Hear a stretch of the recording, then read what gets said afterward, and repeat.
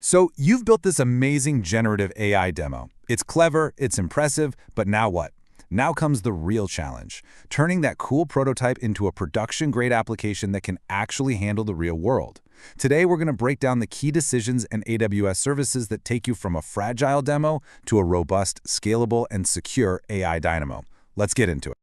And this is really the central question, isn't it?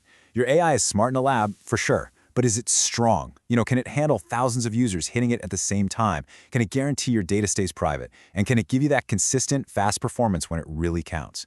This is the journey we're on, from a clever proof of concept to a truly bulletproof system. All right, first things first. Our most critical choice, right out of the gate, is how our AI gets its knowledge. We absolutely need a way for it to give fresh, up-to-the-minute answers using your own private company data, all without, leaking that data to the world or using it for training. This brings us to a huge fork in the road, Retrieval-Augmented Generation, we just call it RAG, versus fine-tuning. Now, fine-tuning is great for teaching a model a new skill, like how to talk in your company's brand voice. But the problem is, its knowledge is frozen in time. RAG, on the other hand, is built for live private data. It literally pulls in the latest info on the fly, so the answers are always fresh. And this is the clincher, it does this without retraining the model. That's a massive win for data privacy and for your budget. So for most business use cases, RAG is going to be your go-to.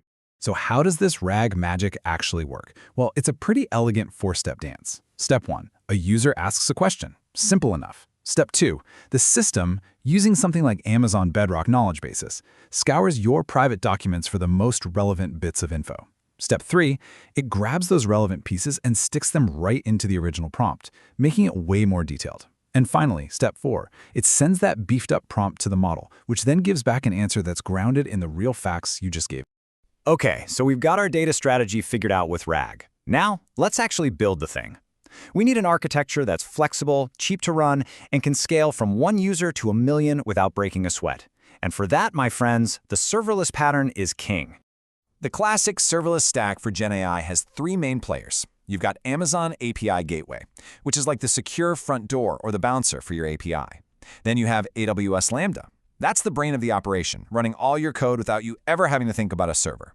And finally, you have Amazon Bedrock, which is the powerhouse engine giving you easy access to all those amazing foundation models. And the beauty of this whole serverless approach is that you get to focus on building cool features, not managing servers. You can get something up and running incredibly fast, and the whole thing just scales automatically. So if you get a huge, unexpected spike in traffic, the architecture just handles it. It's a perfect match for the unpredictable nature of AI workloads. But, success creates its own problems. What happens when your app actually gets popular? All of a sudden, these little performance hiccups that you never noticed in testing become huge, glaring issues for your users. We have to plan for that. We have to go from lag to lightning fast, especially when the pressure is on. And there it is. The error message that gives every developer a cold sweat. Throttled.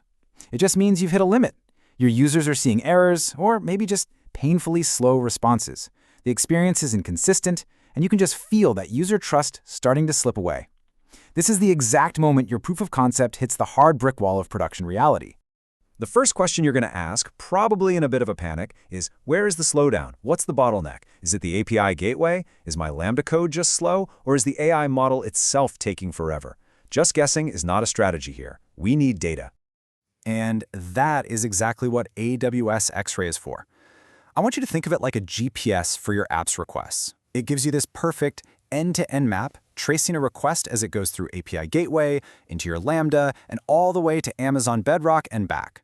It shows you precisely where every single millisecond is being spent. No more guesswork. So, a typical trace from X-Ray might look something like this.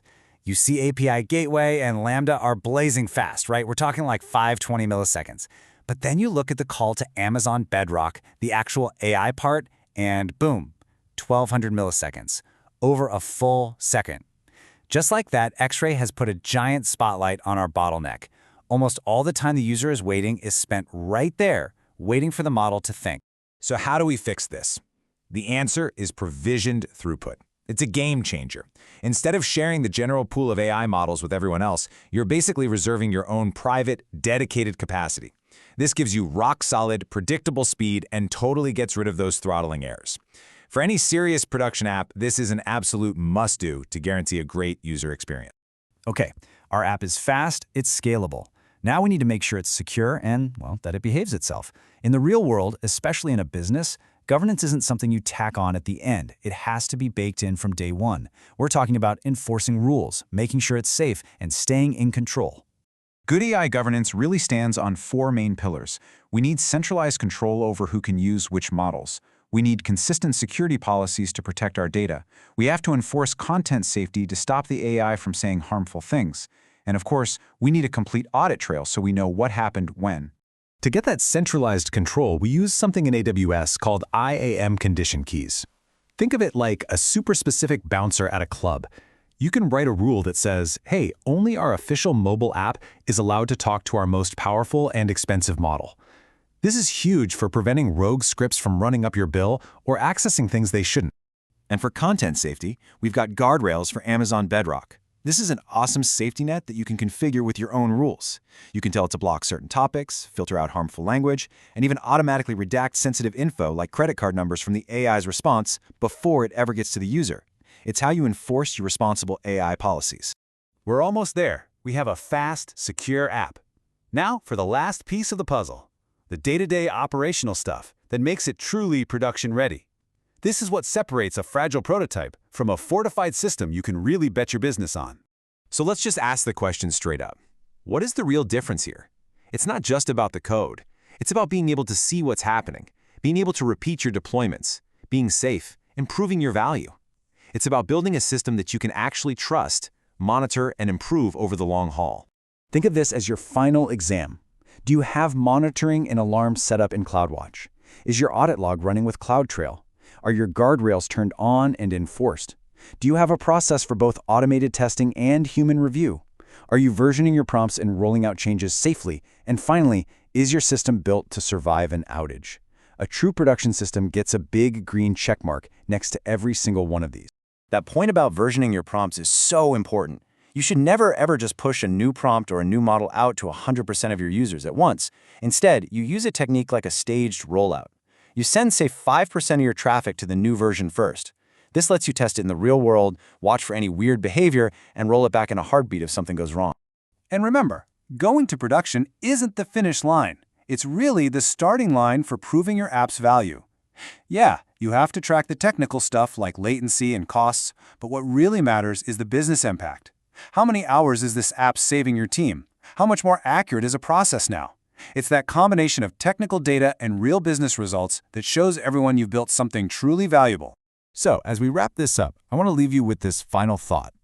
The choices you make around your data, your architecture, your performance, and your governance, they all determine whether your app is built to last or if it's just built to be replaced. By following these kinds of production-ready patterns, you're not just building another demo. You're building a durable, valuable asset for your company. You're building an application that's truly built to last.